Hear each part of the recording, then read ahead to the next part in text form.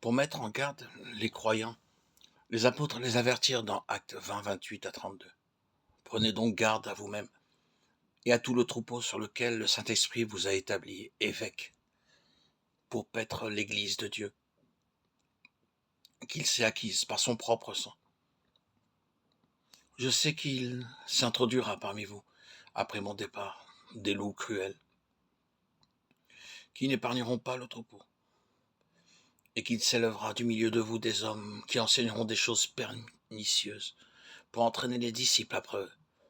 Veillez donc, vous souvenant que durant 3 années, je n'ai cessé d'exhorter nuit et jour, avec larmes chacun de vous.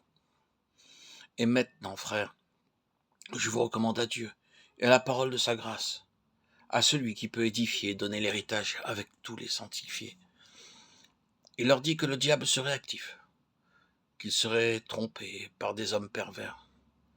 Pour cette raison, le Saint-Esprit vous a établi évêque, et pour confirmer qu'ils étaient des ouvriers désignés par Dieu, Paul les enseigna lui-même avec larmes pendant 3 ans, afin qu'ils puissent être convenablement avertis et fortifiés.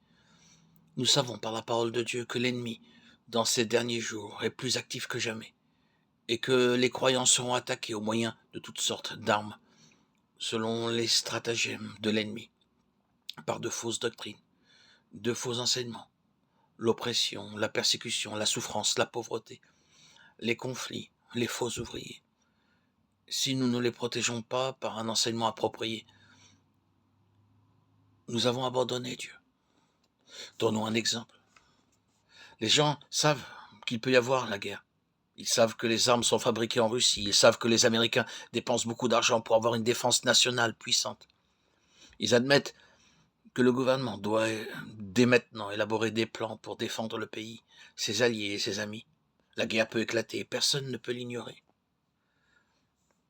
Cela serait faux de rester tranquille et de dire négligemment « Nous verrons cela plus tard », en tant qu'apôtre. Paul avait différents genres de ministères. Il avait la fonction d'apôtre, mais aussi de prophète, d'évangéliste, de pasteur. Les serviteurs de Dieu ont le même ministère aujourd'hui.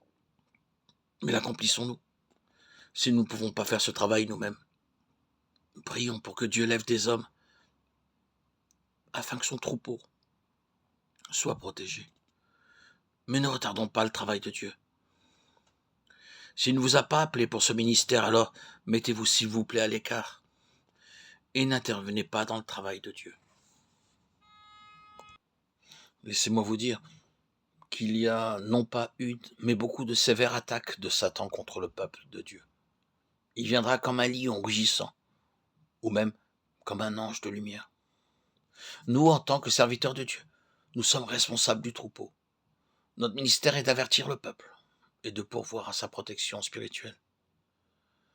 Ne vous laissez pas tromper par des bénédictions passagères. Dieu est bon.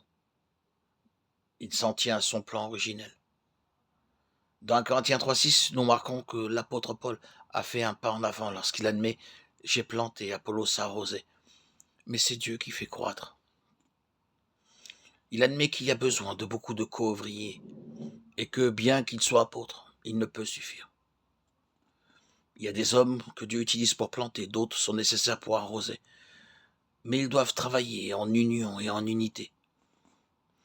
Si vous avez été appelé uniquement pour semer la semence sacrée et que vous n'avez pas d'autre appel ou fardeau, alors vous devez aussi prier Dieu qu'il envoie un Apollos pour arroser la semence.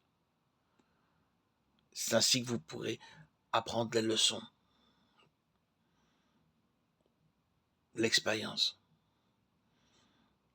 que Paul en a faite en est bien la preuve.